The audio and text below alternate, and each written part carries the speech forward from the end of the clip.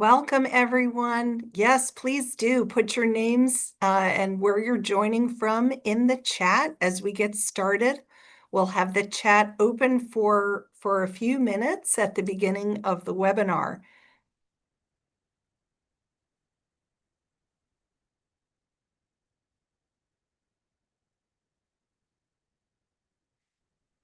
So again, welcome everyone. My name is Michelle Dunn. I'm Executive Director of Franciscan Action Network, and I'll be moderating today's webinar. What can we do? The top 10 most effective nonviolent actions to meet this moment. I'm so excited to see all the different places you are joining us from today. I am joining you not from Washington, D.C., where I usually am, but from La Crosse, Wisconsin. I'm here at the Association of Franciscan Colleges and Universities Symposium, and very happy to be with you today. The two organizations that are co-sponsoring today are Franciscan Action Network and Pace Bene Nonviolence Service, and I'm very proud to serve on the board of Pace Bene. We are going to have two amazing principal speakers today. They are Maria Stefan of the Horizons Project and Rivera Sun of Pace Bene. And we had the same two speakers at a webinar we did on nonviolence in March. Today's webinar is going to be a little bit different. In that webinar, uh, Rivera and Maria spoke sort of more generally about nonviolent actions in history and different kinds of nonviolence movements.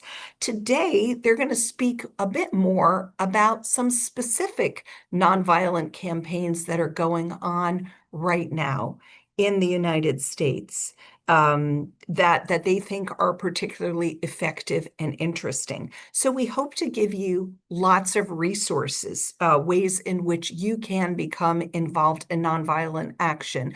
You might agree with some of them, you might not agree with all of them. Please, from everything that we're offering here, take what you like and leave the rest. We will be putting all the resources that are mentioned today into an email that you will receive after the webinar, along with a recording of the webinar. So don't feel that you have to take notes frantically. You'll get it all afterwards.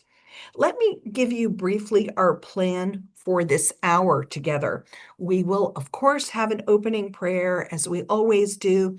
Then we will have a presentation by Maria and Rivera, followed by question and answer. We will have a closing prayer and a closing song as well. Let me say a word about the technical aspects of today's webinar and your participation. So we are going to shortly be closing the chat to participants, but you will get a few things in the chat. You will get some resources in the chat from the hosts and the panelists during the call. But where we want you to put your questions are in the Q&A button. You should be seeing that somewhere on your screen, perhaps toward the bottom. That's where you can write in your questions. And after Maria and Rivera's presentation, I will be moderating a Q&A. We'll try to bring forward as many of your questions as possible during the webinar. And then you also should have a closed caption button or a show captions button. You know, looks a little bit different on different screens, but if you need captioning to help you get the substance of the webinar, then you may turn that on at any point. So let's see. I think that's our plan for the next hour, and we're ready to begin. I'd like to introduce for our opening prayer, Sister Maryland Hugerish, who is the Vice President of the Sisters of St. Francis of Clinton, Iowa. The sisters are one of the institutional members of FAN, and Sister Maryland is going to give our opening prayer.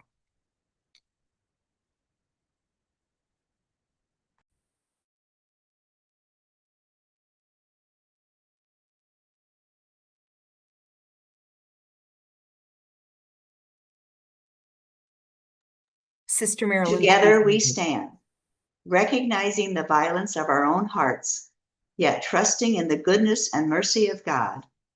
We vow to carry out in our lives the love and compassion of our beloved Creator. By striving for peace within ourselves and seeking to be peacemakers in our daily life. By refusing to retaliate in the face of provocation and violence. By perseverance in nonviolence of tongue and heart. By living conscientiously and simply so that we do not deprive others of the means to live. By actively resisting evil and working nonviolently to abolish war and the causes of war from our own hearts and from the face of the earth. God, we trust in your sustaining love and believe that just as you gave us the grace and desire to offer this, so you will also bestow abundant grace to fulfill it. Amen. Amen. Thank you so much, Sister Marilyn. That was beautiful. I am pleased now to introduce our two speakers, Maria Stefan and Rivera's son. Now, for those of you who know something already about the world of nonviolence, you know our two speakers are big names in this world who've already done incredible work. Maria Stefan is co-lead and chief organizer of the Horizons Project. She is the co-author of the seminal volume, Why Civil Resistance Works. And she has worked, done hands-on work, peace-building work previously at the State Department and at the U.S. Institute of Peace. Rivera's son is the Advancing Nonviolence Coordinator at Pace Bene. She is a renowned nonviolence trainer and author, as well as the author of many books and novels, including The Dandelion Insurrection and The Way Between. So Rivera and Maria, thank you so much for being with us today. I'm going to hand it over to both of you for presentation, and I simply want to remind all our participants, please be putting your questions for our speakers into the Q&A throughout the webinar. Whenever a question occurs to you, put them in there, and then we'll get to those questions after their presentation in about 30 minutes or so. The floor is yours, Rivera and Maria. Okay, thank you so much, Michelle. And thank you especially to the Franciscan Action Network and Pace Bene for hosting today's webinar. And it's especially a joy to be reconnected with one of my Shiros, Rivera's son, who's going to be our slide master for today. So Rivera, feel free to put up the slides when you have a chance.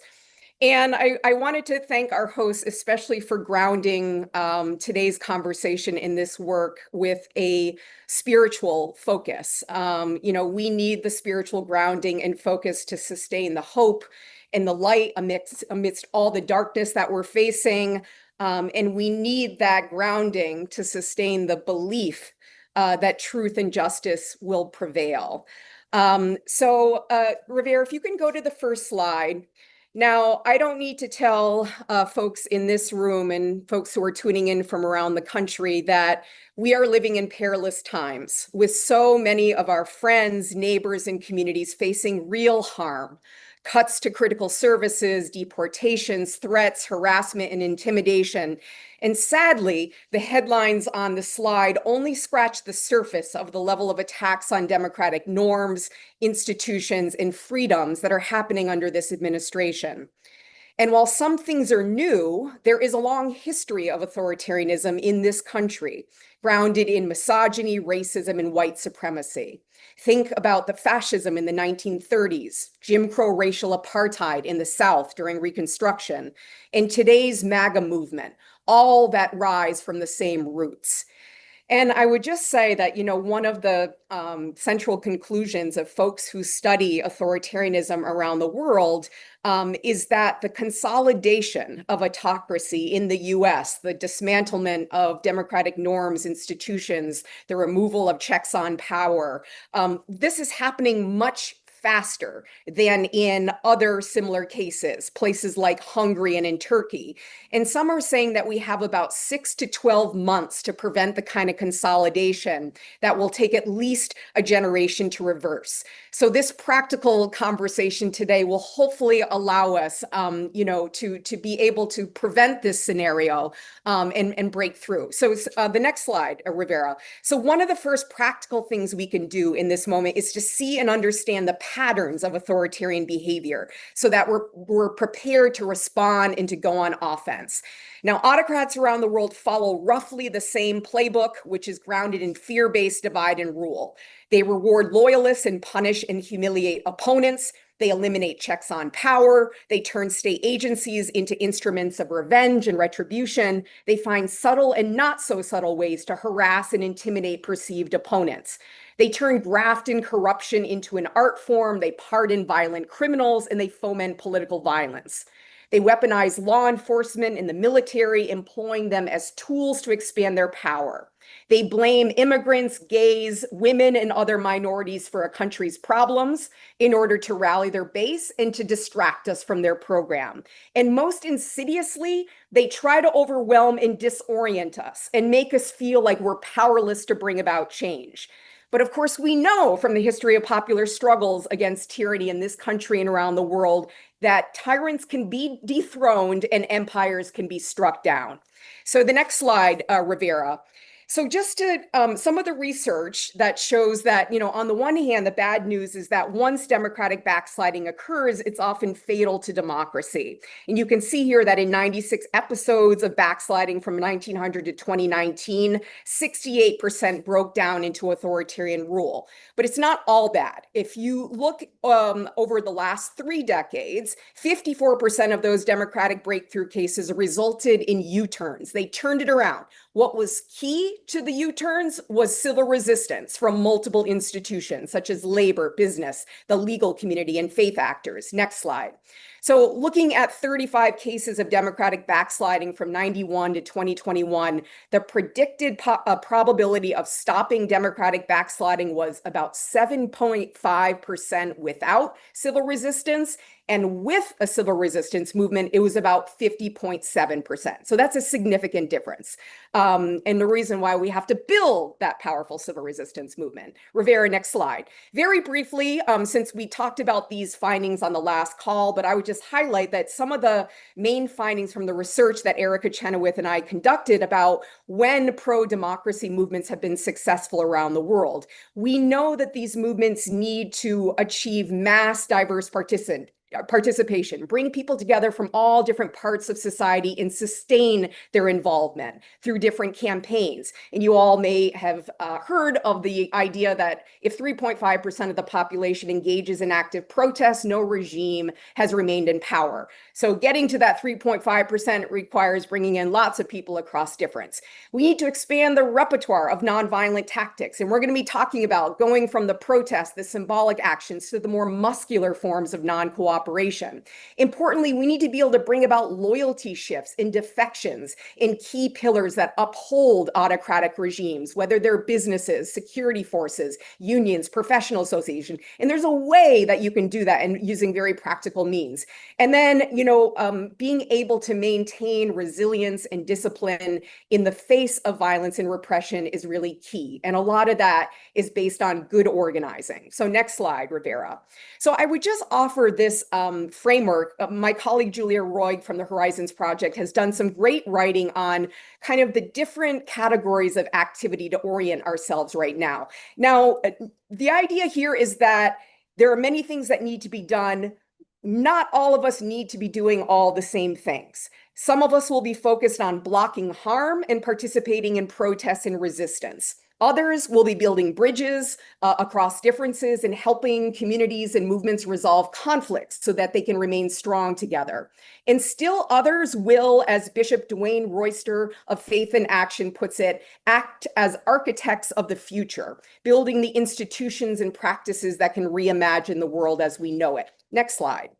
And one of the key elements of successful movements globally, and I should say, there's no blueprint for success. Every day, all of us are struggling to try to figure out what do we do to discern, like, what are the right things to be doing in this moment.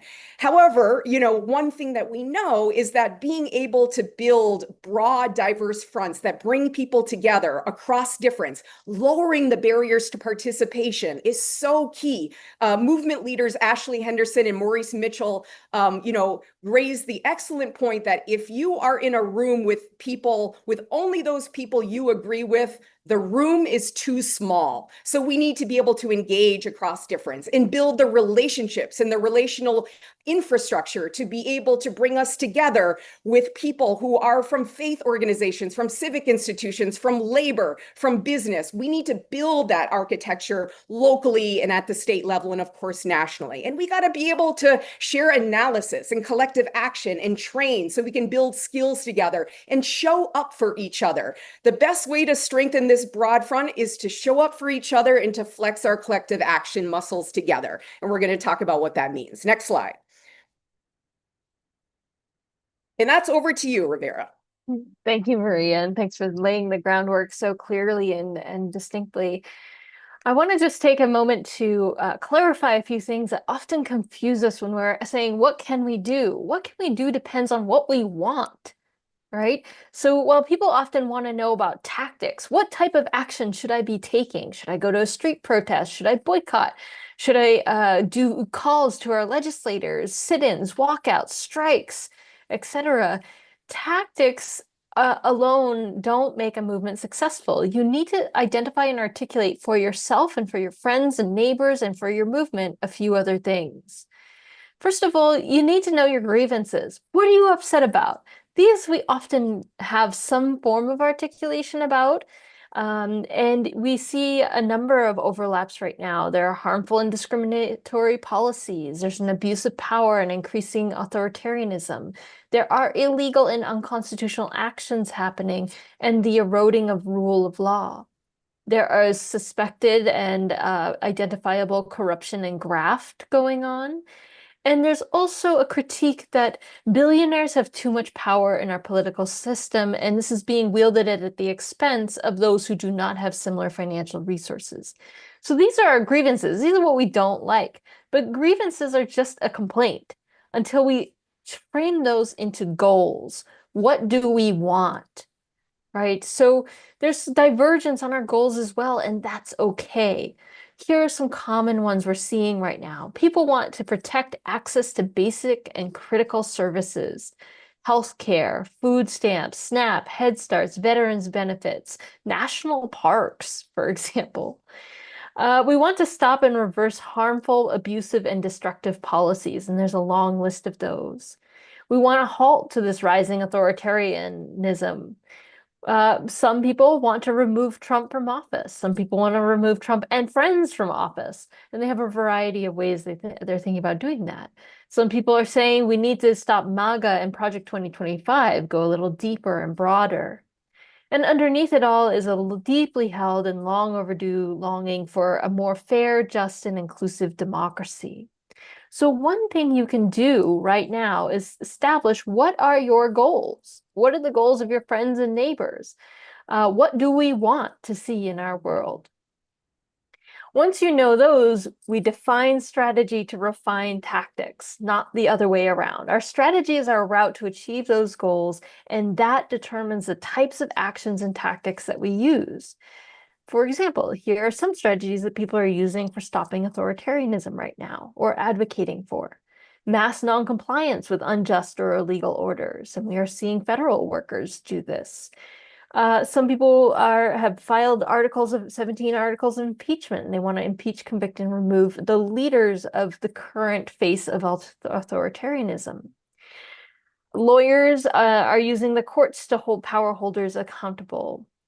Some people are working to reveal the wrongdoing, to whistleblow, to truth tell, and make it backfire in time for the next round of elections, both the midterms and the presidential election in 4 years. That's their strategy.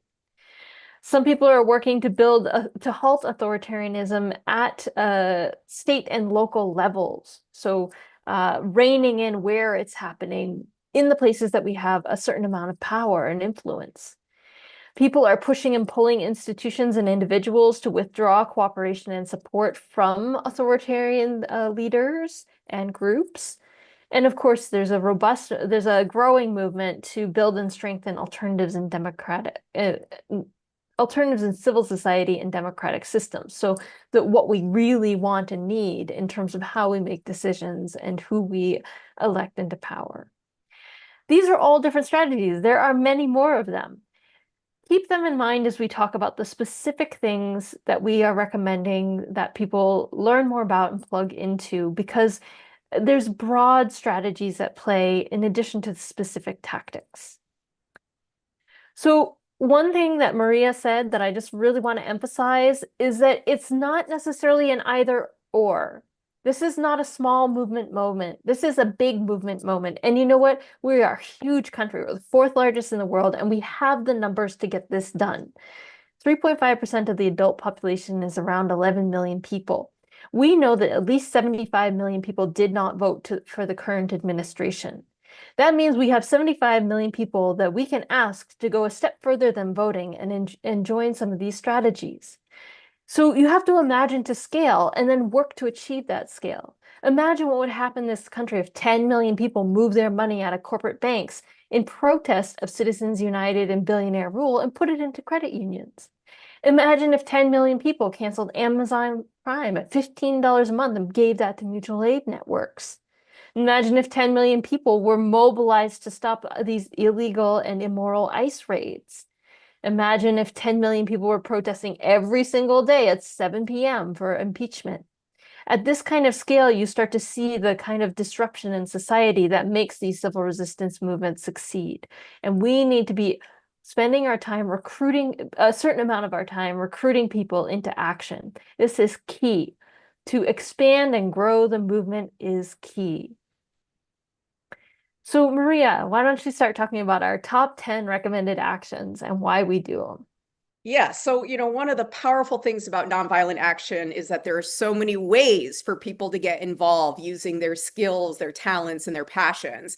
And so one of the things that people can do is show up for protest, to sound the alarm, express dissent, to build the movement, and to show solidarity with impacted groups. There's one thing to be saying things. There's another thing to be visibilizing protests, showing people that they're not alone, that they're in this together. So those are some of the things that people can do. And I would point to the chart down there. The crowd counting consortium is found. In fact, protests are expanding across the country and increasing in number.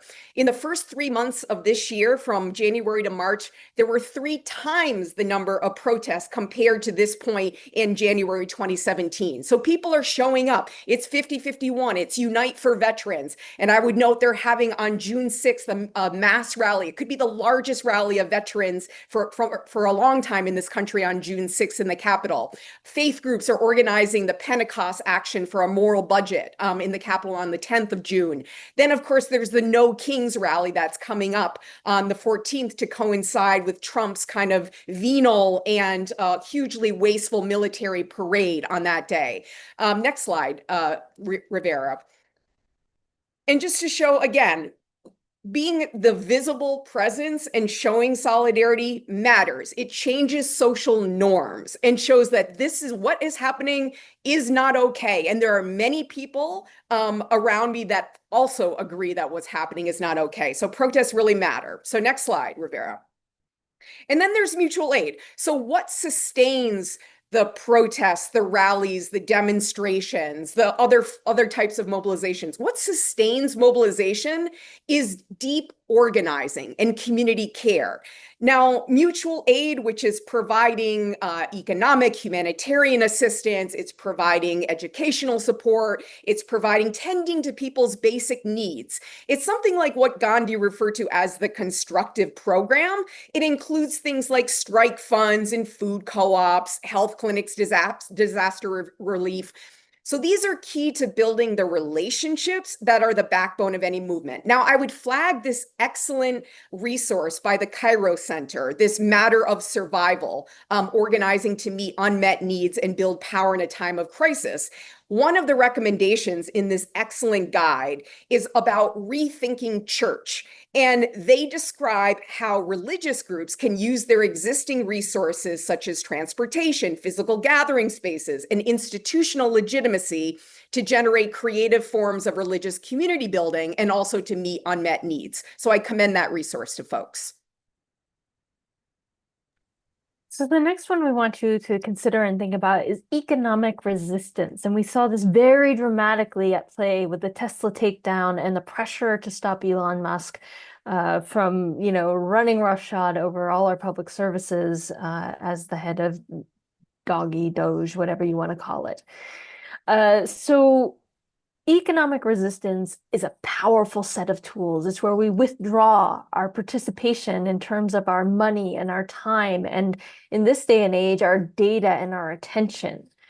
This looks like boycotting certain businesses, like Target Fast has been asking people to boycott Target over its reversal of its diversity, equity, and inclusion policies. It also looks like ProCots, putting your money into what you do want to see, which is what I mentioned with moving your money to a credit union.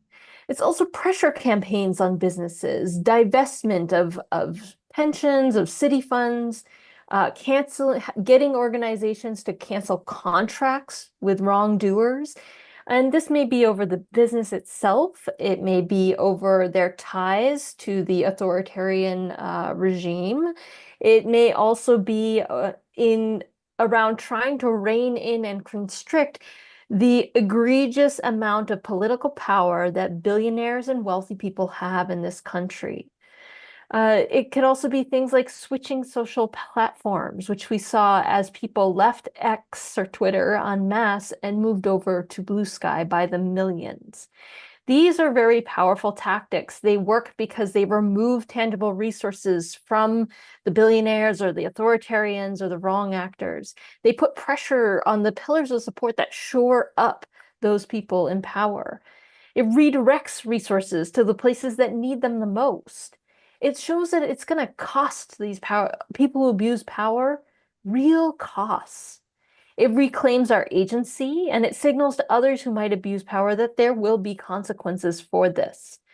So this is a powerful set of tools, and there's a lot of different ways to wield it. But let me say just briefly, when you think about Amazon Prime, there are 140 million Amazon Prime memberships in the United States.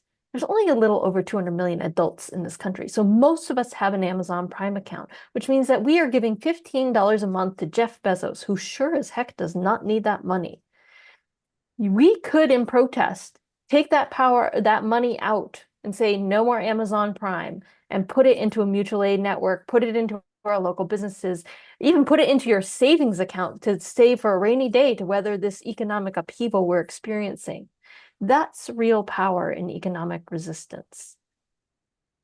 Exactly right, Rivera. And supporting federal workers. Now, many on the call probably know federal workers or civil servants who, have either been fired, laid off, they've lost their livelihoods. They've suffered a lot under this administration. And for those who are remaining on the inside, of course, they're facing tremendous pressures to toe the line and not to serve ethically, but to be loyalists as opposed to ethical civil servants. So they're facing a lot of pressures. Now, civil servants are a critical pillar. They perform very important duties and they're key guardrails on the inside. After all, think about who actually implements the policies or doesn't implement the policies or goes slowly in implementing things or reveals information to people on the outside. These are key functions that civil servants provide. And, some of the ways that we can help civil servants in this moment. First is by calling and meeting with representatives, our representatives, to talk about how federal workers and civil servants are directly improving their communities and what will happen if their work goes away. We can press our representatives to support agency funding. We can share stories with the media and on socials about how civil servants are serving their communities and elevate the role of public servants as being heroes for the people. Lawyers on this call can help offer legal services. I flagged there the Civil Service Strong, which is a really helpful resource that connects civil servants to pro bono legal and other types of support. So you can help in that way. People can hire feds who have been laid off, a critical form of support in this moment, to incentivize courage on the inside so people will do the right thing and take risks. And if they lose their position, they know they have a support base. They have solidarity on the outside. So people can support mutual aid for civil servants and groups that are involved in that, Federal Unionist Network. They can tune into the great work by the Resistance Rangers and the Alternative Park Service, who are protecting public lands while educating the public about what is happening around the country, a really critical service. Next slide, Rivera. And so just to say, again, these are the key folks on the inside who are providing critical guardrails. They are reinforcing the rule of law. They are withholding cooperation. And there's a whole, set of things that folks can do, and trainings with civil servants reveal some of the more quiet ways that they can serve ethically and not obey orders, that are illegal or unethical. And they can spread the alarm. A lot of the, information about some of the harm that's being done, the policies, is coming from folks on the inside. So, supporting them in different ways and showing that there is a group of people who are standing for them, providing solidarity on the outside, is really key. Next slide. And yes, that brings us right to this point. One of the things we can all do from anywhere, anytime, whenever you see someone stand up, send them a message or make a public comment or speak out to your friends and neighbors in support of them. Silence always indicates complicity with injustice. It defaults to saying, we're okay with the status quo. When we speak up, we start to challenge that perception. And there are many people standing up and taking great risks that need us to reinforce what they're doing. When Reverend Buddy spoke out at the inauguration, she was slammed with hate mail. So thousands of people wrote her thank you letters in response.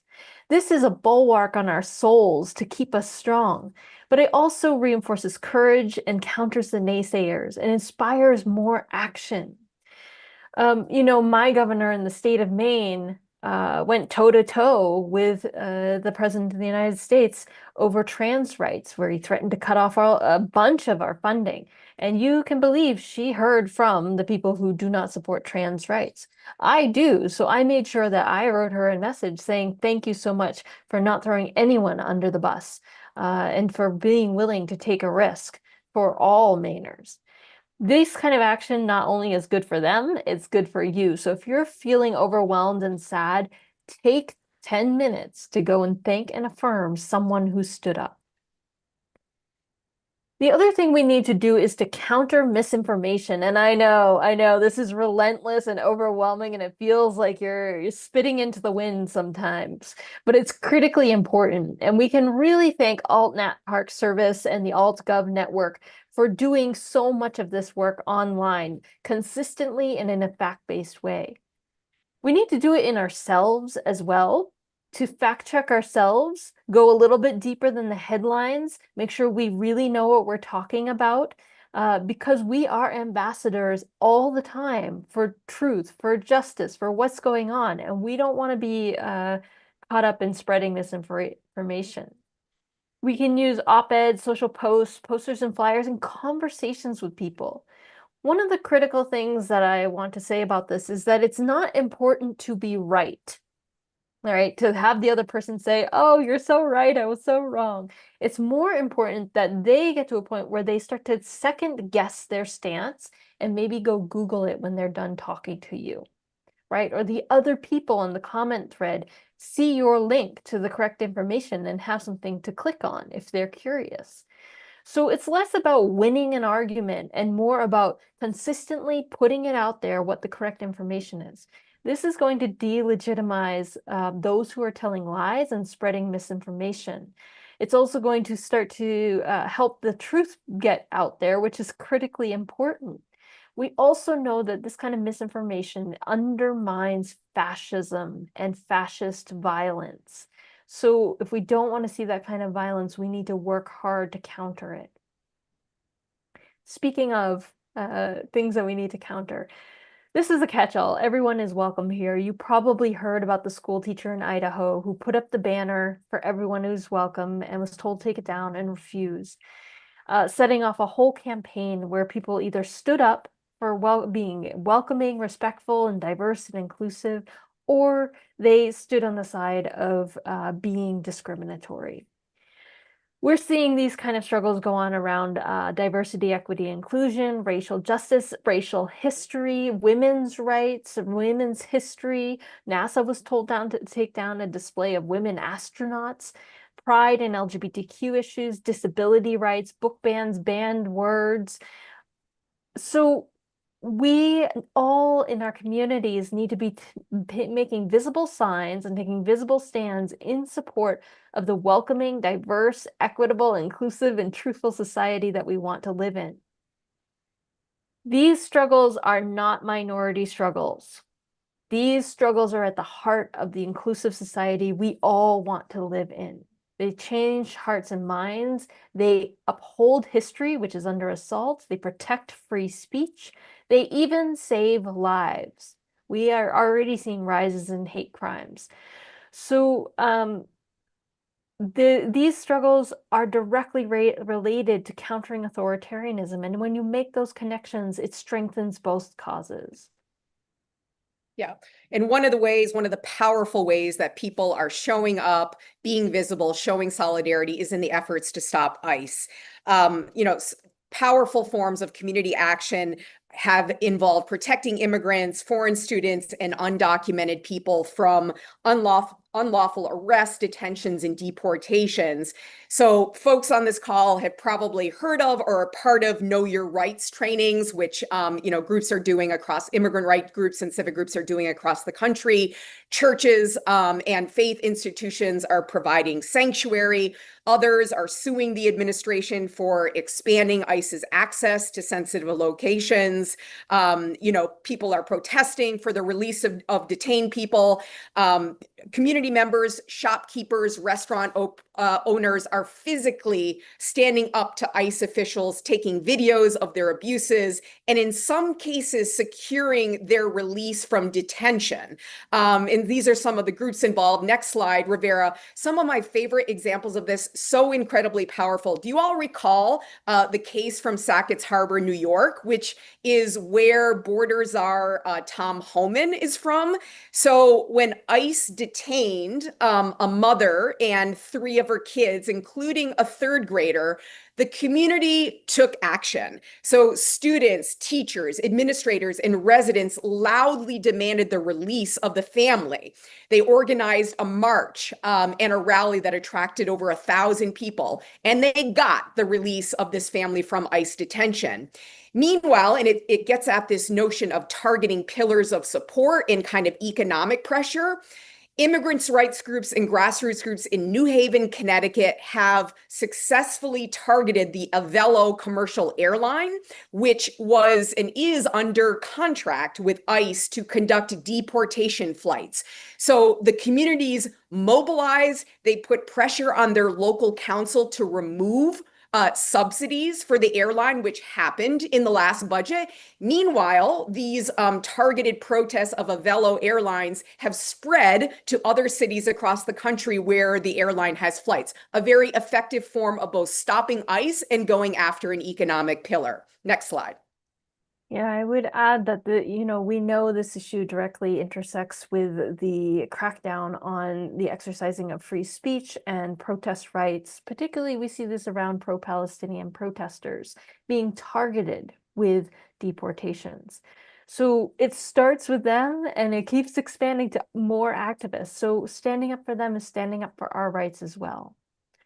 To name the elephant in the room, one of the things we need to be pushing for is to impeach, convict, remove.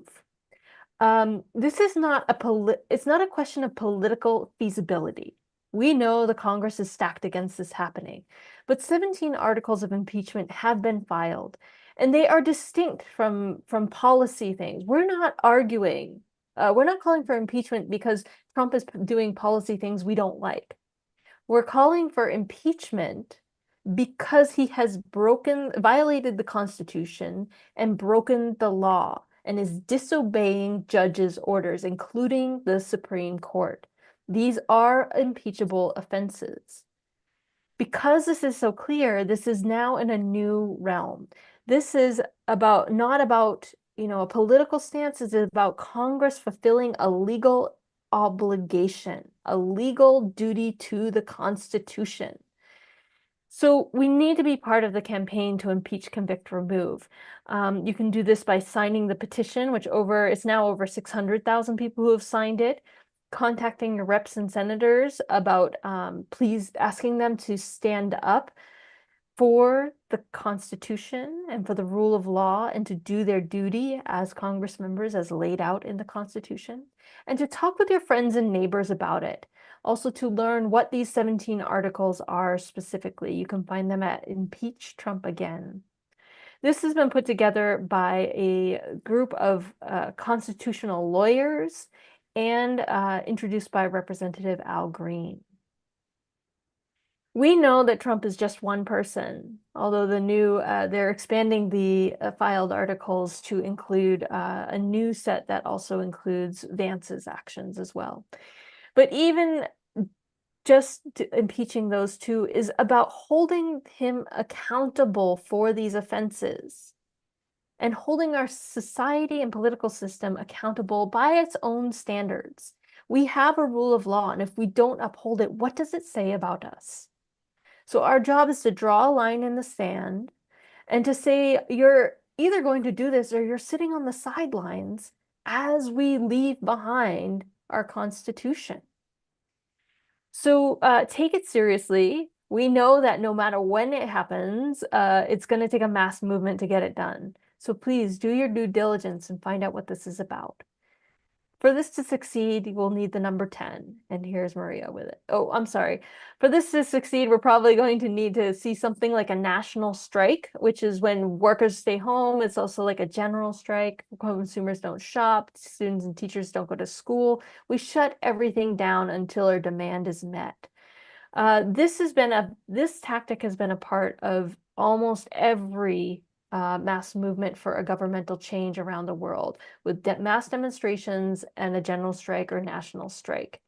It really puts the pressure on the system and the individuals to concede to demands, and we probably are going to need to do it. So you can start preparing now. We don't know when it's going to happen, but you can almost count on it's going to happen. All right, Maria, last point. Encouraging loyalty shifts in those pillars that uphold authoritarianism. So a key insight is that, any autocratic regime ultimately relies on the social, economic, and political support of people within key pillars, whether they're businesses, religious institutions, professional associations, unions, police, and the military. Shifting the loyalties of people within these pillars is really key. So in essence, it's going going after the enablers of authoritarianism, the enablers of oppression. So you all recall the image of the Catholic nuns kneeling in front of Filipino soldiers during the People Power campaign in the Philippines in the 1980s in order to encourage them to defect, which they did, and which was decisive in that campaign. Or recall the anti-apartheid struggle in South Africa, where pressure from the white business owners who themselves were pressured by protest divestment and pressure from grassroots civic groups. So when the business owners put pressure on the de Klerk regime, they were forced to negotiate with the ANC and bring in a transition. So, and during the civil rights movement, the lunch counter sit-ins, the bus boycotts targeted companies that were enabling racial apartheid. So being able to target, in our context, folks, Republicans, police, military, media, universities who may be wavering and capitulating to demands, law firms.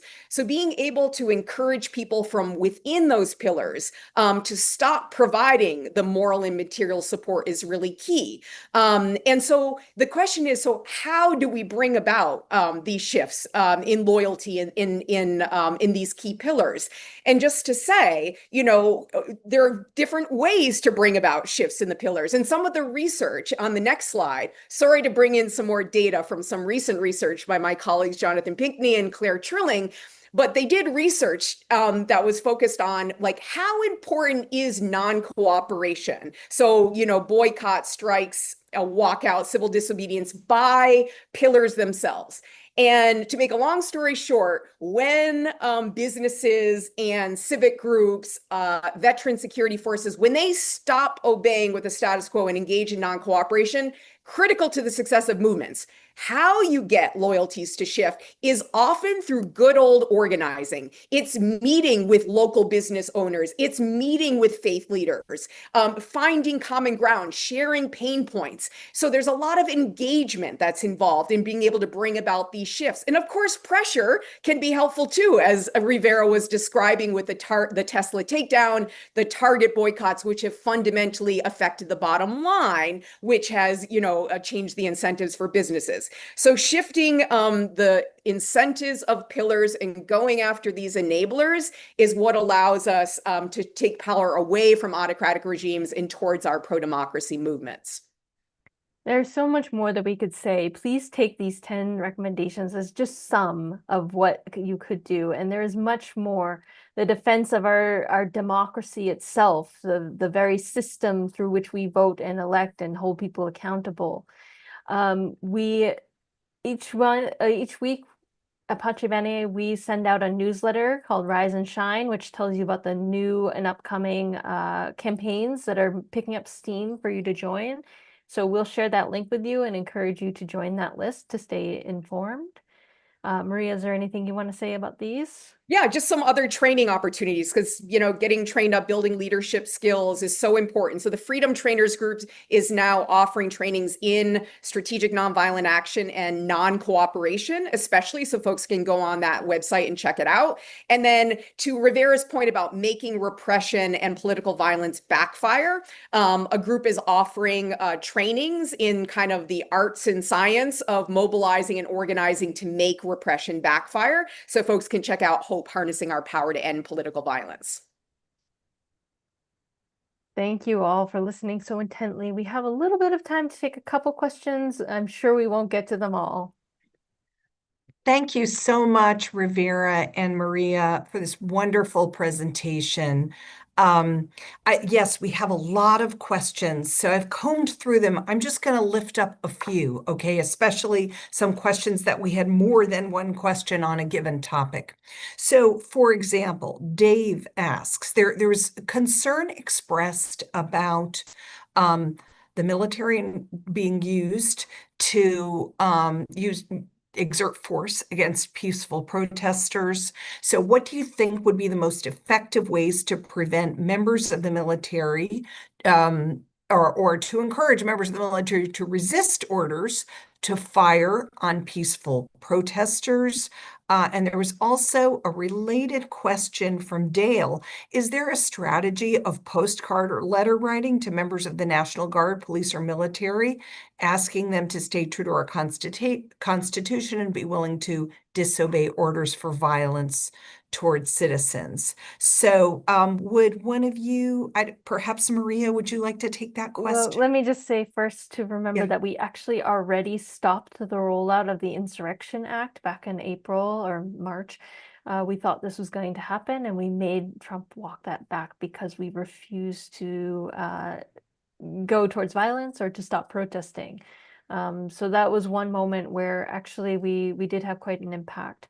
And there were groups that were actively communicating with service members about not obeying the Insurrection Act if it was invoked.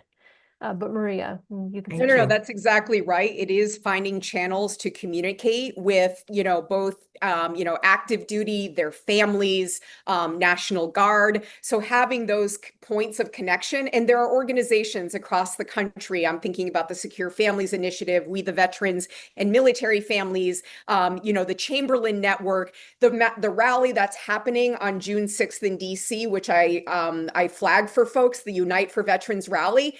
The whole focus is on how to organize to prevent abuses of the military, to support those, in the military who do the right thing. So I think there are different channels and ways to influence through, influencers in our communities and through these organizations that are doing great work.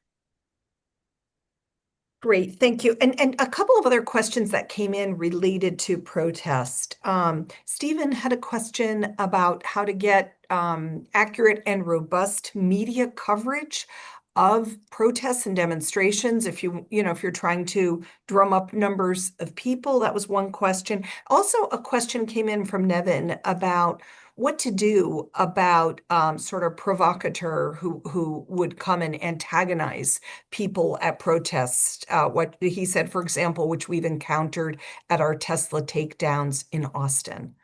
So what Yeah. do you think about these two questions? I want to give a hat tip to the groups who have been calling for demonstrations 5051, No Kings, Women's March, and Hands Off, because they committed, and Tesla Takedown actually, committed to nonviolence in a way that we haven't seen in this country for a decade.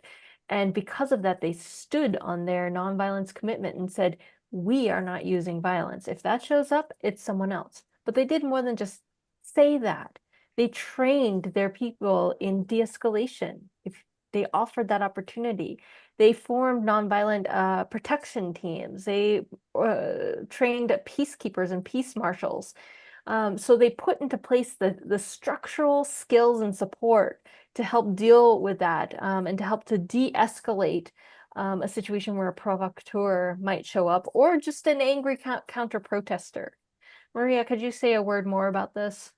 Yeah, no, I think you covered all the important points. It was the preparation, the anticipation, making principles and commitment to nonviolence clear. It was the training. It was being able to have relationships with people who maybe use different tactics to be able to diffuse and, to be able to kind of address, some of the challenges before they arise. And when it comes to the media, I mean, having good spokespeople, people who can explain, what the movement is about, what it's not about, and the tactics that it's committed to is really very important. And what attracts media attention is often like the drama and the creativity of the action. So it's like it's not always the loudest but it can be like, interesting, creative actions that involve maybe unlikely allies. So there are different ways to kind of attract and sustain media attention, and encouraging journalists to cover the full context of what's going on. So when there are acts of vandalism or there's an act of violence that happens, that you are explaining, what is happening, what the full movement's commitment is, and maybe that these folks may not actually be part of the movement. They may be opportunistics or opportunists or, plants of the regime who's trying to foment political violence. So that preparation is really key. Great. Let's see. Just another question that came in from a couple of people was, how can I engage my more politically conservative family members, neighbors, and so forth? How can I make common cause with them on some of these issues, in order to increase the size of the movement? So would either of you like to comment on that? You want to start, Rivera? Sure. Take their grievances seriously. Ask them what they're upset about. And don't feel like you need to agree with them on everything or necessarily convert them into, if you're like me, a radical leftist position. Their grievances are often just. Their strategies for resolving those grievances might be where we diverge, and that's where the conversation can happen. Also go back to those commonly held values. Like we're in a situation where core American values are under assault, and not just verbally, but literally being dismantled. And that is something every US citizen and resident should be upset about. And that is the place to really talk with them about it. Yeah, It's and I not would easy, say but it's worth it. I completely agree, Rivera. And there are organizations, of course, that specialize in how to have difficult conversations. So living room conversations, Braver Angels, Surge, Showing Up for Racial Justice, offers trainings in calling in. So how, when people fundamentally disagree, how do you call people in, hold them accountable, but in ways that doesn't demonize or judge them? So there's skills involved in kind of engaging and meaningfully talking with. And as Rivera says, starting with the shared values and commitments and principles and shared experiences, like often like just showing up, having meals together is the starting point for then, having deeper conversations. And I want to say that stopping authoritarianism in the United States should be a bipartisan effort. I know that's hard to imagine today, right now, but we all have a stake in returning to a functional democracy. And the more we can remember that this particular set of grievances and demands and goals is something that broad sectors of the society should be standing up for, the more we can make the space for returning to a democratic representative republic to resolve the rest of our grievances, right? So just to remember that resisting authoritarianism is a bipartisan, multi-partisan effort. And there are groups like Principles First, like Bright America, others that are committed to organizing conservatives who stand for democracy. And, expanding the broad front that we talked about earlier, it must include people who may disagree on policy, on ideology, but like that's the work of building the broadest and most powerful front to counter authoritarianism and build the kind of democracy we want and need. Yeah, it's interesting. There was another question that came in about this, about whether there's so many diverse harms being caused right now by the current administration's policies. Does that just scatter people, or should it be something that can unite people if many different groups of people are being harmed in different ways? Like, how do you build unity, a unity of purpose toward bringing about change in a situation like that?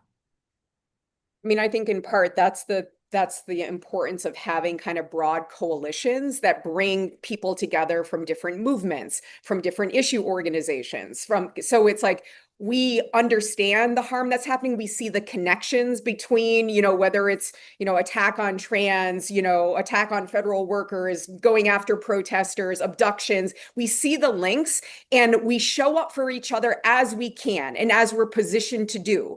But we don't like throw each other under the bus. We may not be able to do everything together, but we recognize that we're in it together. We show up in different ways as we can, and we stay in broad coalition so that we can support one another to take action, whatever that may be, the protests, the boycotts. So I think that's part of it.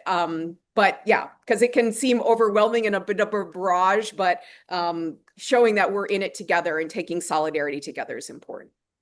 Yeah, and remember the small actions you can do to show solidarity, lifting up somebody else's protest on social media, writing those letters of affirmation, particularly to your friends if they're out there demonstrating and you weren't able to get to their protest. But Maria said at the very beginning, authoritarians rule by dividing and conquering us. So our job is to unite and liberate each other.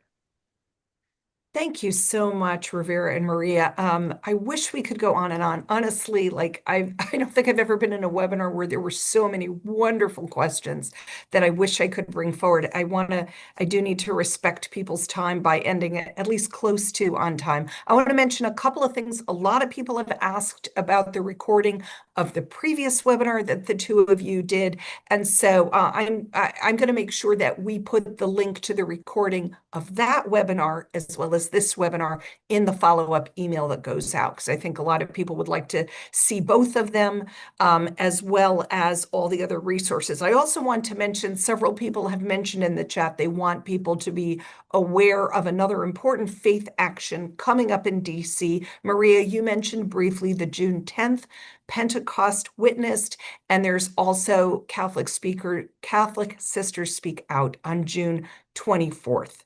So those are faith actions that are coming up soon. Thank you very much to both of you. We're going to move now to two closing pieces. And if you have a few minutes to stay on, I really think it will be worth your time, all of the participants.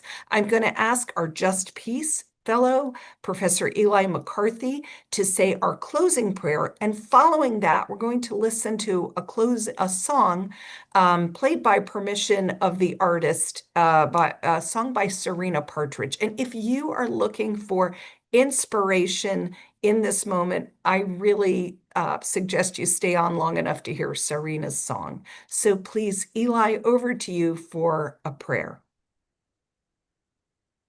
Thank you, Michelle and Rivera and Maria. This prayer is called Breathing the Nonviolent Spirit. Breathe in thy deep connection. Breathe in thy unifying wave. Breathe out the power of love, the power that washes over all the hurt, the power that lifts us up, calling us to arise as the wave crests. Let us embrace the spirit that gives life. Let us breathe the nonviolent spirit. In, out, together we walk.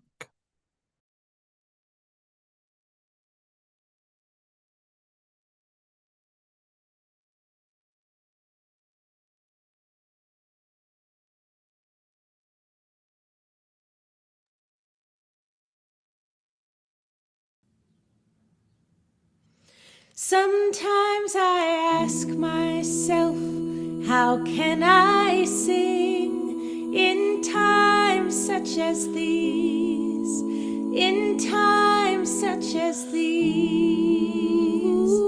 Sometimes I ask myself, how can I sing in times such as these? In times such as these. But don't you hear them too? Those voices cutting through the despair, singing, we need you there in the belly of the beast, singing, singing, singing, through times such as these, through times such as these. Sometimes I ask myself, how can I love in times such as these? In times such as these.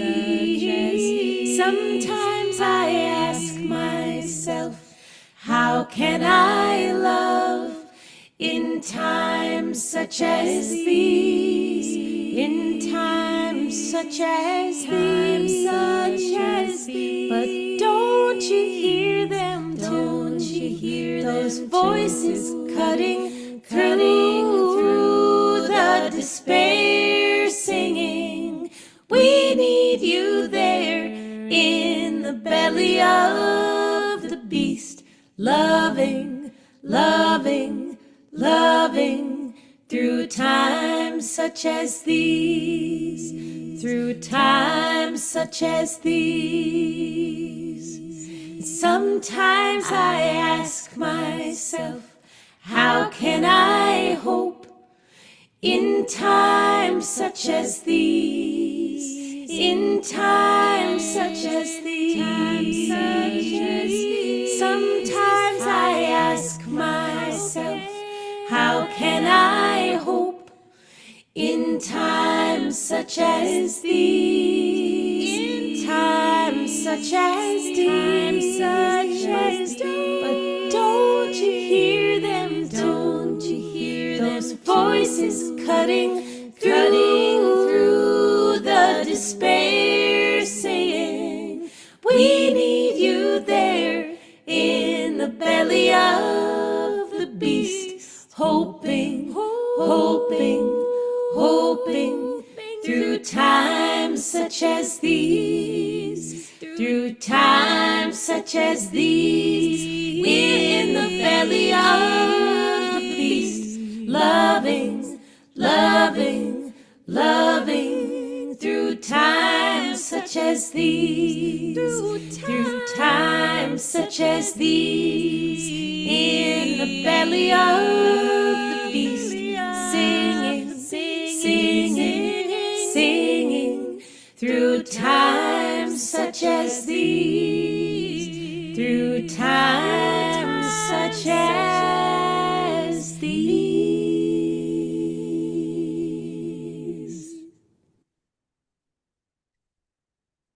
Thank you so much, everyone, for being with us. We have lots of upcoming events for you. You see on the slide, we have our benefit coming next week. I was a stranger and you welcomed me.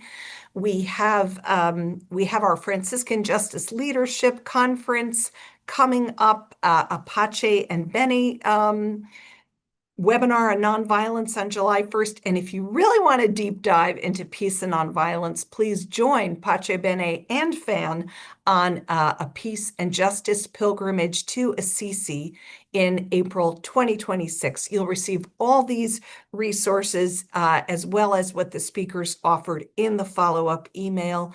Thank you so much. God bless all of you. Peace and all good.